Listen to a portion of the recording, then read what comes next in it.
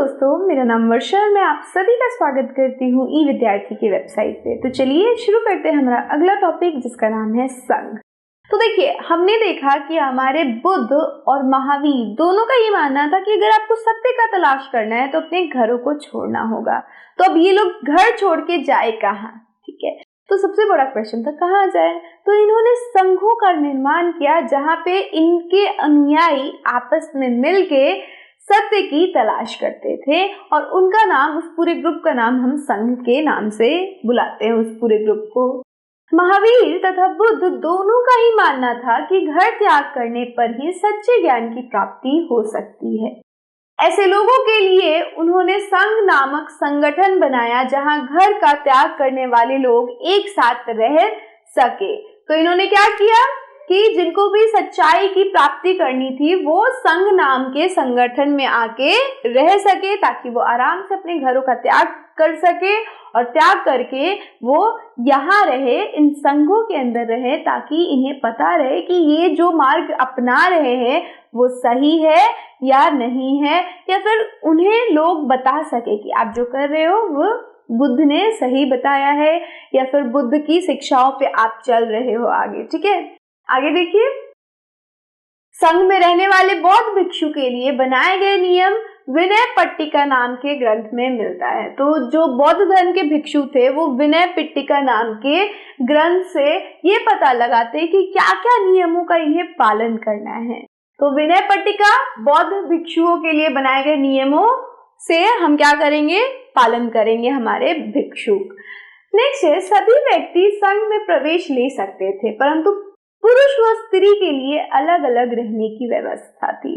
तो किसी पे भी मनाही नहीं थी कि वो संघ में नहीं आ सकते, सभी आ सकते, चाहे वो किसी भी कास्ट के हो, किसी जेंडर के हो, किसी आयु के हो, किसी भी वर्ग के हो, वो सभी आ सकते, लेकिन सभी के लिए अलग अलग नियम थे, अलग अलग कानून थे, और साथ ही साथ स्त्री और पुरुष को रहने के लिए अलग अलग क्या थी?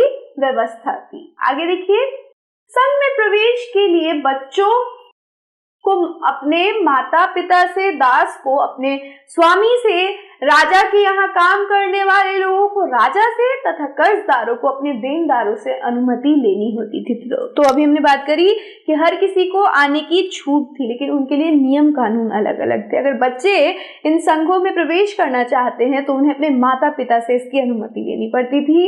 अगर कोई दास है, गुलाम है, तो उसे अपने मालिक से परमिशन लेना होगा कि मैं जाऊं, संघ को ज्वाइन करूं। अगर वो देगा तो ही ये जा सकते हैं। राजा के यहाँ काम कर रहे लोगों को राजा से अनुमति लेनी पड़ती थी, और जिन्होंने कर्ज ले रखा है उन्हें अपने कर्जदारों से अनुमति लेनी पड़ती थी।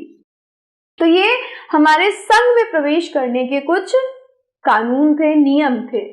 संघ में प्रवेश लेने वाले व्यक्ति सादा जीवन जीते थे, अधिकांश समय ध्यान में, दिन में एक निश्चित समय में भिक्षा मांगकर वह आम लोगों को शिक्षा देते हुए जीवन व्यतीत करते थे। तो जो लोग भी संघ के अंदर जिंदगी जीने के लिए जा रहे हैं उन्हें ये बात पता होनी चाहिए कि इनको एक सादा जीवन जीना है, बिल्कुल सिंपल सरल जिंदगी जीनी है। ना खाने के लिए इन्हें चाउमीन मिलेगी, ना मैगी मिलेगी, ना इन्हें कोई पकवान मिलेंगे, इन्हें वही चीज खाना होगा जो इन्हें भिक्षा के तौर पे मिल जाए। साथ ही साथ ज्यादातर वक्त इन्हें ध्यान में लगाना होगा, और दिन के कुछ निश्चित समय ही इन्हें भिक्षा मांगने की अनुमति थी। बाकी के टाइम ये क्या करेंगे? ध्यान लगाएंगे और लोगों को शिक्षा देंगे। तो ये था कि किस प्रकार से लोग जो थे, जो संघ में रह रहे थे, वो अपनी जिंदगी जीते हैं और किस प्रकार की चीजें हमारे संघ में होती थी, क्या क्या नियम थे संघ ज्वाइन करने के, और कौन कौन से लोग संघों के अंदर जा सकते हैं। तो इतना ही इस वीडियो के लिए। अब मैं आपसे नेक्स्ट वीडियो में मिलूंगी जहाँ पे हम बिहार की बात करेंगे और बिहार को समझेंगे। So I will see you there. Till then, stay safe and keep learning with us. Bye.